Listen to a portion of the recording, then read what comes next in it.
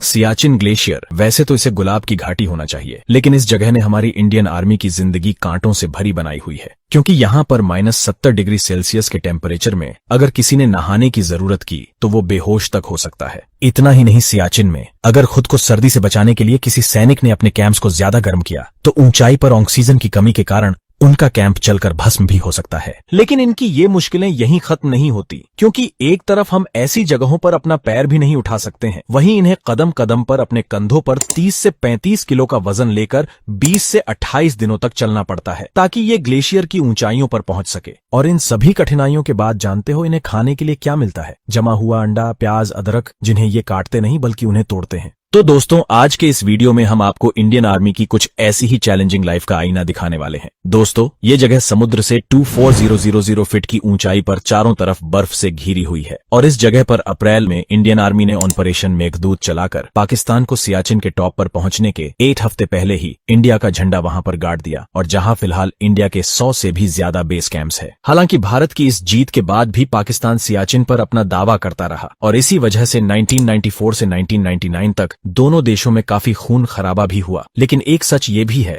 कि सियाचिन में गोलियों से ज्यादा मौतें वहां की मौसम की वजह से हुई है, जिसका जिक्र खुद हमारे union minister of defence Rao Inderjit Singh ने खुद 2015 में लोकसभा को एक लेटर लिखते हुए किया था, और बताया था कि ऑपरेशन मेघदूत के बाद से अब तक सियाचिन में मौसम की मार ने 869 सैनिकों की जान ले ली है। जवानों की हुई मौत से आपको इस बात का अंदाजा लगा सकते हो कि सियाचिन ग्लेशियर का तापमान सांसों को भी जमा सकता है। वहां के हालात कुछ ऐसे हैं कि चाहे अंडा हो या प्याज या फिर इंसान, सब कुछ जम जाता है, और इसी वजह से हमारे जवानों को ताजा पकाया हुआ खाना बहुत कम नसीब होता है। फिर भी दोस्तों, पेट है तो इन्हें भरना भी जरूरी है, वो भी ऐसे खाने से जो शरीर के अंदर की गर्माहट दे। इसीलिए इंडियन आर्मी को चॉकलेट, गुड़ और चिक्की जैसी चीजें रोजाना दी जाती हैं। और रहा सवाल खाने का, तो सियाचिन में इंडियन आर्मी को ज्यादातर पैक्ड खाना ही दिया जाता है, जिन्हें सिर्फ गर्म पानी में डालकर पकाया जा सके, क्योंकि यही चीजें -70 डिग्री सेल्सियस में आसानी से पकाकर खाया जा सके। अब अगर आप ये सोच रहे होंगे कि उसके लिए पानी की जरूरत होती होगी, तो हाँ, बिल्कुल होती है, और इसीलिए तो बेचारे बर्फ को पिघलाकर उसका ही इस्तेमाल करते हैं, फिर उसे पानी पीना हो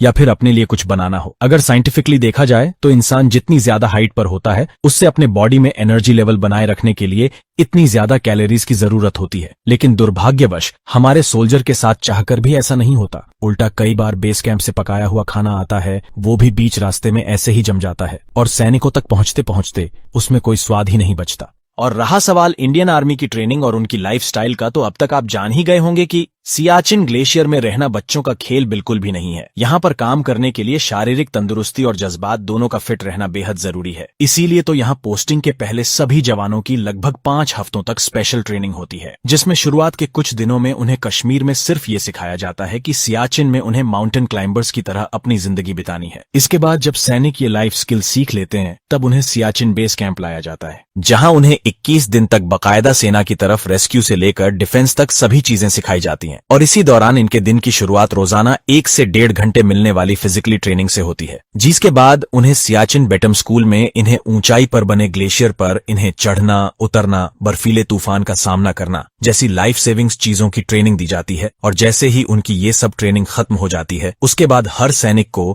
एक टेस्ट पास करना होता है, और जो भी जवान इस टेस्ट को पास करता है उसे ही ऊपर सियाचिन ग्लेशियर में भेजा जाता है, जहां उसकी पोस्टिंग सिर्फ 3 महीनों के लिए होती है। वैसे सियाचिन ग्लेशियर में पड़ने वाली ठंड का अंदाज आप इसी बात से लगा सकते हो कि वहां मैक्सिमम टेम्परेचर भी -30 डिग्री सेल्सियस है। ऐसे में आप नहाना तो छोड़ो, पानी के बारे में सुनना भी नहीं चाहेंगे, और इसीलिए तो यहाँ पोस्टेड आर्मी के जवानों को भी ना नहाने की सलाह दी जाती है, और ना ही शेव करने की, क्योंकि यहाँ के कम टेम्परेचर में स्किन एकदम नाजुक हो जाती है। इस वजह से अगर शेविंग के दौरान अगर किसी सोल्जर को इंजरी हो गई तो उसका वो घाव भरने में जरूरत से ज्यादा वक्त लग जाएगा। सिर्फ यही नहीं, पोस्टिंग के बाद जितने भी सैनिक की सियाचिन में रह रहे होते हैं, उन पर हर पल जान का खतरा मंडरा रहा होता है, क्योंकि इस बर्फीले रेगिस्तान में कौन सी जमीन कब धंस जाए, कब कहां से कौन सा तूफान आ जाए, ये कोई नहीं कह सकता। और इसलिए यहाँ के सारे सैनिक खुद को एक दूसरे को रस्सी से बांधकर ही कहीं भी आ जाते हैं, ताकि ऐसी कोई सिचुएशन में वो एक दूसरे की मदद कर सके। लेकिन दोस्तों, अब आपको यह अंदाजा हो गया होगा कि ये जगह कितने लेवल खतरनाक जगह है, पर इनकी ये समस्या यहीं पर खत्म नहीं होती, क्योंकि सियाचिन बेस कैंप से ऊपर ग्लेशियर तक इंडियन आर्मी को महीने का राशन